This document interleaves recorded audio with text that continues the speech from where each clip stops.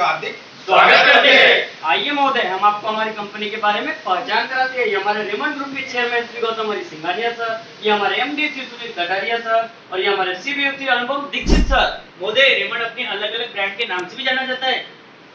Park Avenue, Collectors, Park, Ethnix. महोदय, हमारी company की शुरुआत 17 दिसंबर 2017 को हुई। हमारे कंपनी में कुल 896 वर्कमैन और 76 स्टाफ मेंबर्स है।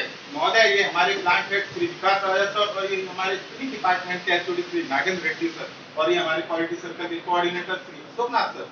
हमारी टीम प्रयास, मैं टीम लीडर विकास कड़वे, मैं टीम लीडर विनय डबरा से, मैं टीम मेंबर भूषण डोड़े, मैं टीम मेंबर विशाल धोटे, मैं टीम मेंबर नीलेश विश्वकर्मा, मैं टीम मेंबर प्रीतम सोलंकी और ये हमारे फैसिलिटेटर श्री विवेक वर्मा सर। महोदय, हमारी कंपनी की प्रोडक्ट रेंज साला 1500 मीटर स्टाइल लिनन यार्न और 55 लाख मीटर प्रीमियम क्वालिटी की फैब्रिक बनाती है। महोदय, ये हमारी कंपनी का प्रोसेस फ्लो डायग्राम है।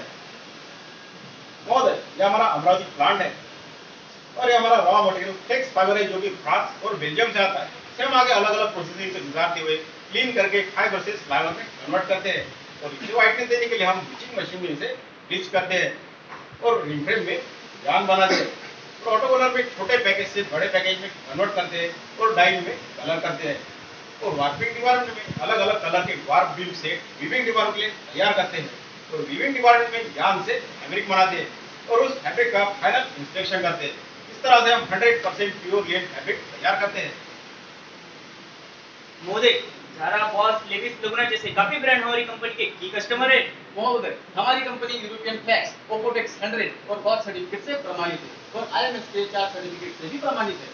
महोदय, हम स्पिनिंग डिपार्टमेंट से हमारी कंपनी में क्वालिटी सर्कल की शुरुआत जनवरी 2023 को हुई और हमारी मीटिंग का day every Saturday 4 PM to 5 PM है। टोटल मीटिंग 84 है। अब तक के हमने डिपार्टमेंट में 88 प्रॉब्लम को आइडेंटिफाई किया, इसमें से यहाँ पर एक प्रॉब्लम प्रेजेंट कर रहा है, एक प्रॉब्लम प्रोसेस में है। महोदय, इसके बाद हमने क्वालिटी सर्कल के 12 स्टेप को फॉलो करना शुरू किया। Step 1, identification of problem. Brainstorming करते हुए हमने 88 प्रॉब्लम को आइडेंटिफाई किया। ये उसकी सूची है। 1 नंबर प्रॉब्लम से लेकर 88 नंबर प्रॉब्लम तक। Step 2, selection of problem. Brainstorming करके हमने डिपार्टमेंट में 88 प्रॉब्लम को आइडेंटिफाई किया और उसे ए बी सी कैटेगरी में कैटेगराइज किया। लेकिन ए बी सी कैटेगरी होती क्या है?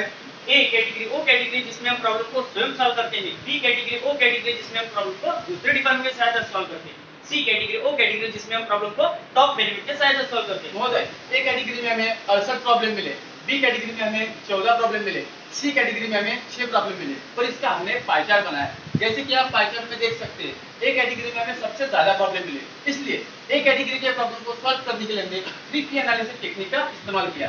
3P एनालिसिस कुछ इस तरह से प्रोप्राइटरी, प्रायोरिटी और प्रेफरेंस।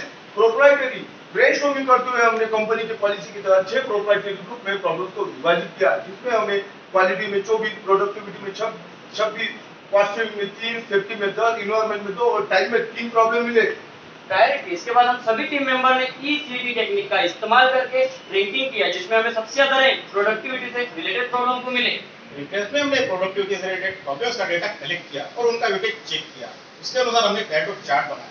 इससे हमने पाया कि हमारा 33 नंबर का प्रॉब्लम था, higher generation of unbleached flow in bleaching. इसका इंपैक्ट सबसे ज्यादा था। इसी वजह से हमने इस प्रॉब्लम को डिफाइन करने का डिसाइड किया।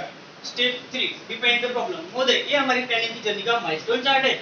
हमारा प्रॉब्लम क्या है? Higher generation of unbleached flow जो कि 345 kg पर मंथ आ रहा है। हमारी ब्लीचिंग मशीन का फंक्शन क्या है? महोदय, जैसे कि आप वीडियो में देख सकते हैं, ये हमारा ब्लीचिंग डिपार्टमेंट है और हमारा ब्लीचिंग मशीन का प्रोसीजर है टेक्सटाइल मटेरियल को व्हाइटनेस देना, नेचुरल मटेरियल को व्हाइट करना और यूनिफॉर्म मटेरियल को ऑब्जर्वेटिव देना। यही हमारे ब्लीचिंग मशीन का प्रोसीजर है। महोदय, ये हमारे लिनन स्पिनिंग डिपार्टमेंट का प्रोसेस फ्लो डायग्राम है। हैकिंग डिपार्टमेंट लेके पैकिंग डिपार्टमेंट तक और हमारा प्रॉब्लम ब्लीचिंग डिपार्टमेंट में पाया गया।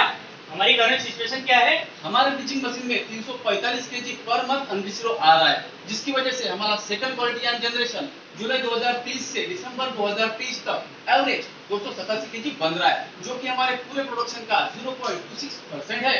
इसका इंपैक्ट क्या है? यान की क्वालिटी खराब हो जाती है और सेकंड क्वालिटी वाला यान जनरेट हो जाता है। ब्लीच यान की वजह से हमारा फैब्रिक अपीयरेंस खराब दिख रहा है। हमारा सेकंड क्वालिटी यान लगभग 287 kg बन रहा है, जो कि हमारे प्रोडक्शन का 0.26% है। इसके वजह से हमारा सालाना 20 लाख का नुकसान हो रहा है। हमारा उद्देश्य क्या है? अनब्लीच्ड जनरेशन को कम करना, सेकंड क्वालिटी एंड जनरेशन को कम करना, कंपनी का कॉस्ट सेविंग करना, फैब्रिक अपीयरेंस को इंप्रूव करना और इसी के साथ अप्रैल 2024 तक अनब्लीच्ड जनरेशन को 30% तक कम करना है और यही हमारा गोल है। Step 4 analyse the problem. महोदय इसी गोल को पूरा करने के लिए हमने 4W18 एनालिसिस किया। हमारा प्रॉब्लम क्या है? Fire generation of unreserve. Problem कहाँ है? हमारा प्रॉब्लम ब्लीचिंग मशीन में है। प्रॉब्लम कब हो रहा है? ब्लीचिंग प्रोसेस के दौरान हो रहा है। इसके लिए जिम्मेदार कौन है? Leader bro. प्रॉब्लम कैसे हो रहा है? ब्लीचिंग मशीन में केमिकल का फ्लो बराबर नहीं होने से हो रहा है। महोदय इसके बाद हमने मंथ वाइज डाटा कलेक्ट किया और पाया हमारा अनरिच फ्लो जनरेशन जुलाई 2023 में 265 केजी से बढ़ते हुए दिसंबर 2023 तक 410 केजी तक पहुंच गया। इसके बाद हमने सेकंड क्वालिटी एंड जनरेशन का डाटा कलेक्ट किया और पाया जुलाई 2023 में 220 केजी से बढ़ते हुए दिसंबर 2023 तक 340 केजी तक पहुंच गया, जो कि हमारे लिए चिंता का विषय बन गया था। Step 5 identification of causes. Brainstorming करते हुए हमने प्रोबेबल कॉजेस की लिस्ट बनाई और फिर 4M से एनालाइज किया। इसमें हमें मैथ से 4, मशीन से 5, मेथड से 3 और मटेरियल से 3 रीजन मिले, जिसका हमने इस वन डायग्राम बनाया। Step 6 finding out the root cause. इसके बाद हमने वाई एनालिसिस किया, जिसमें हमें मैथ से रिलेटेड 2 वैलिड कारण मिले। फायर ब्रो टेंशन का होना, ब्लीचिंग कैरियर प्रॉपर तरीके से ना होना। मशीन से रिलेटेड हमें 2 वैलिड कारण मिले। Rowing fire finger setting disturb होना, रोइंग फायर फिंगर वॉशर का डिजाइन प्रॉपर ना होना। मटेरियल से रिलेटेड हमें 2 वैलिड कारण मिले। मटेरियल की क्वालिटी पूर्ण ना, रोइंग फायर वॉशर मटेरियल के साथ सुटेबल ना होना। मेथड से रिलेटेड हमें सभी कारण इसके बाद हमने सभी वैलिड कारणों की लिस्ट बनाई, जिसका हमने फिर वन डायग्राम में वैलिडेशन किया। Step 7 data analysis. Root causes को फाइंड आउट करने के लिए हमने अप्रैल 2023 से लेकर दिसंबर 2023 तक सभी अनरिच रो का डेटा एनालिसिस किया और उसमें हमने पाया कि हमारा 1 और 2 नंबर कारण की वजह से सबसे ज्यादा अनरिच रो का प्रॉब्लम आ रहा था। इसी वजह से हमने उन 2 कारणों को ध्यान में रखते हुए उसका पेरेटो चार्ट बनाया। जैसे कि आप पेरेटो चार्ट में देख सकते हैं, हमारे 1 और 2 नंबर के कारणों का इफेक्ट ज्यादा है। इसके लिए हमने 1 और 2 नंबर के कारणों को रूल 80-20 के तहत बॉटल ने माना। हमारा पहला कारण ब्लीचिंग कैरियर के हर लॉट के बाद प्रॉपर क्लीनिंग करेंगे और अनरिच रो पॉपिंग का रिजल्ट चेक करेंगे। हमारा दूसरा कारण फायर फिंगर सेटिंग डिस्टर्ब हो रहा है, इसके लिए हमें वॉशर के डिजाइन चेंज करने की जरूरत पड़ रही है। इन्हीं 2 कारण को ध्यान में रखते हुए हमने डेवलपमेंट ऑफ सोल्यूशन की तरफ बढ़ना शुरू किया। Step 8 developing of solution. Developing of solution के लिए हमने ब्रेनस्टॉर्मिंग की राउंड रॉबिन मेथड का उपयोग किया। इसके दौरान हमें कई विचार और सुझाव मिले। क्या हम रोइंग मशीन के फायर फिंगर को रिप्लेस कर सकते हैं? नहीं, चेक करना हमारा सॉल्यूशन नहीं है। इससे हमारा बजट बढ़ जाएगा और हमारी मशीन का पार्ट डैमेज होने की संभावना है। क्या हम ब्लीचिंग मशीन का होल्डिंग टाइम और केमिकल को बढ़ा सकते हैं? नहीं, ब्लीचिंग टाइमिंग को बढ़ाने से हमारी प्रोडक्टिविटी कम हो जाएगी और हमारा बजट भी अधिक बढ़ जाएगा। क्या हम सभी अनरिच पॉपिंग को रिलीज कर सकते हैं? नहीं, इससे हमारा टाइम और बजट दोनों बढ़ जाएगा। क्या हम रोइंग मशीन के फायर फिंगर में प्लेन वाइसर की जगह स्प्रिंग टाइप वाइसर लगा सकते हैं? हाँ, ये संभव है, लेकिन हमें मटेरियल और डिजाइन को डेवलप करने में थोड़ा टाइम लगेगा। क्या हम ब्लीचिंग मशीन के एरिया को हर लॉट पर क्लीन करने के लिए नए एसओपी बना सकते हैं? हाँ, संभव है, कर सकते हैं। हमें जो सुझाव मिले उनको कब और कैसे पूरा करना है, इसके लिए हमने एक्शन प्लान बनाया। Step 9 forcing probable resistance. हमें जो सुझाव मिले उसमें क्या रेजिस्टेंस आ सकते हैं, इसके लिए हमने ब्रेनस्टॉर्मिंग किया। हमें रोइंग मशीन के फायर फिंगर में प्लेन वाइसर की जगह स्प्रिंग टाइप वाइसर लगाना है। इससे क्या रेजिस्टेंस आ सकते हैं? रोइंग मशीन में नई डिजाइन का वॉशर लगाने से हमारी मशीन की स्मूथ वर्किंग में बाधा आ सकती है। ठीक है, उसके लिए हम कुछ स्पिंडल का कुछ दिन तक ट्रायल लेकर देखेंगे। स्प्रिंग टाइप वॉशर लगाने से पुअर फिटिंग आने की संभावना है। ठीक है, सबसे पहले सही से मटेरियल को सभी एंगल से चेक करेंगे। हमारा दूसरा सॉल्यूशन ब्लीचिंग कैरियर को हर लॉट के बाद क्लीन करना है। इससे हमें क्या रेजिस्टेंस आ सकते हैं? सभी कैरेज को क्लीन करने में समय बढ़ने की पूरी संभावना है। ठीक है, उसके लिए हम ऑपरेटर को ट्रेनिंग देंगे। 1 घंटे के अंदर कैरेज को क्लीन करके लोडिंग अनलोडिंग करना है, जिसके लिए हम नया एसओपी बनाएंगे। Step 10 trial implementation and check performance. Effective trial implementation के लिए हमने पीडीसी साइकिल का यूज किया। लेकिन एक पीडीसीए साइकिल होता क्या है? Plan do, check, act. मोदे हमारा प्लान ए था कि हम रोइंग मशीन में स्प्रिंग टाइप वॉशर लगाएंगे और फायर सेटिंग डिस्टर्ब तो नहीं हो रही, उसे हम चेक करेंगे। अगर हमारी ट्रायल सक्सेसफुल रही तो उसे आगे हम इंप्लीमेंट करेंगे। टू हमने रोइंग मशीन के फायर को स्प्रिंग टाइप वॉशर इंस्टॉल किया। चेक में हमने रोइंग मशीन के फायर फिंगर में प्लेन वाइसर की जगह स्प्रिंग टाइप वाइसर लगाया और उसकी वर्किंग को कंटिन्यू ऑब्जर्वेशन में रखा। ऐप में हमको स्प्रिंग टाइप वॉशर की वर्किंग समाधानकारक मिली और हमने देखा कि हमारा फायर सेटिंग डिस्टर्ब नहीं हुआ और हमारा अनरिजोनेशन भी कम हुआ। महोदय, हमारा दूसरा प्लान ये था कि हम ब्लीचिंग कैरियर को अनलोडिंग करने के बाद क्लीन करेंगे। अगर ये हमारा ट्रायल सक्सेसफुल रहा तो हम आगे इसको इंप्लीमेंट करेंगे और इसी के लिए एक नया एसओपी बनाएंगे। क्योंकि हमने ब्लीचिंग कैरियर को अनलोडिंग के बाद रो वेस्ट को क्लीन किया। चेक में हमने अनरिच रो पॉपिंग की फ्रीक्वेंसी को चेक किया और ब्लीचिंग लट को कंटिन्यू चेक किया। ऐप में हमने पाया कि अनरिच रो की फ्रीक्वेंसी कम हुई। इसके बाद हमने मंथ वाइज डाटा कलेक्ट किया और पाया कि हमारा अनरिच रो भी 50% तक कम हुआ और यही हमारा गोल अचीव हुआ। Step 11 regular implementation. महोदय, जैसे कि आप पाराग्राफ में देख सकते हैं, हमारा सेकंड क्वालिटी यान 287 केजी पर मंथ आ रहा था। अब हमारा सेकंड क्वालिटी यान 152 केजी पर मंथ आ रहा है।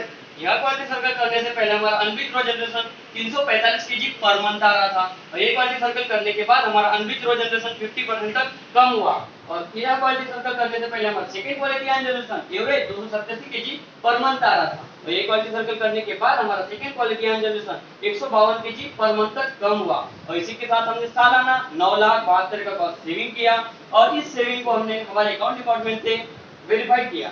इससे हमें टेंजिबल बेनिफिट्स क्या मिले? हमारा अनबिट रो जनरेशन 50% तक कम हुआ, हमारे सेकंड क्वालिटी आयन जनरेशन 50% तक कम हुआ और इसी के साथ सालाना हमने 9,72,000 कॉस्ट सेविंग किया। इससे हमें इंटेंजिबल बेनिफिट्स क्या मिले? हमारी लीडरशिप क्वालिटी इंप्रूव हुई और टीम वर्क बिल्ड हुआ। हमारा कम्युनिकेशन स्किल इंप्रूव हुआ, प्रॉब्लम सॉल्व करने की कैपेसिटी इंप्रूव हुई और क्वालिटी सर्कल का नॉलेज भी बढ़ा। Step 12 follow up review. इसके बाद हमने फॉलो अप रिव्यू किया जिसमें हमारा अनबिट रो जनरेशन कम हुआ, क्वालिटी का कोई इशू नहीं मिला। इस मॉडिफिकेशन की वजह से हमारी कंपनी का कॉस्ट सेविंग हुआ, सेकंड क्वालिटी आयन जनरेशन 50% कम हुआ। रोविंग फ्लाई वाइजर और ब्लीचिंग कैरियर को क्लीन करने के लिए हमने एक नया एसओपी बनाया। और ये हमारा कंप्यूटर माइलस्टोन चार्ट है। इसमें हमने आइडेंटिफिकेशन ऑफ प्रॉब्लम से लेकर फॉलो अप तक की एक्टिविटी को दर्शाया है। इसमें हमने येलो कलर में प्लांट्स और ग्रीन कलर में एक्टिव प्लांट्स को दर्शाया है। महोदय ये हमारे एचओडी सर के कुछ फीडबैक है।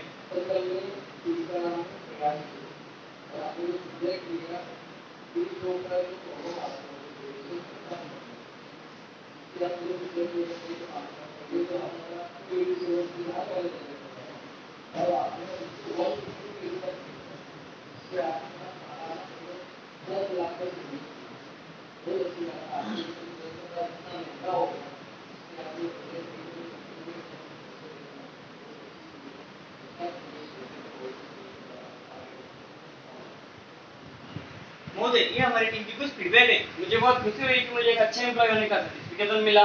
क्वालिटी सर्कल करने से मेरा प्रॉब्लम सॉल्व करने का स्किल इंप्रूव हुआ और टाइम में परफेक्टली कर सकता हूँ।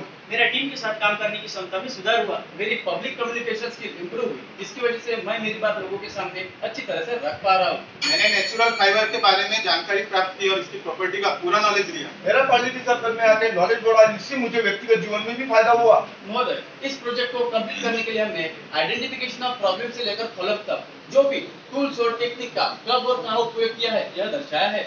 महोदय हमारा अगला प्रोजेक्ट ऑटो कॉर्नर मशीन के फाइनल कोड में आ रहे स्लब अपनी प्रॉब्लम को कम करना है। धन्यवाद महोदय। आपके कोई सवाल और सुझाव हो तो उनका हम स्वागत करते हैं।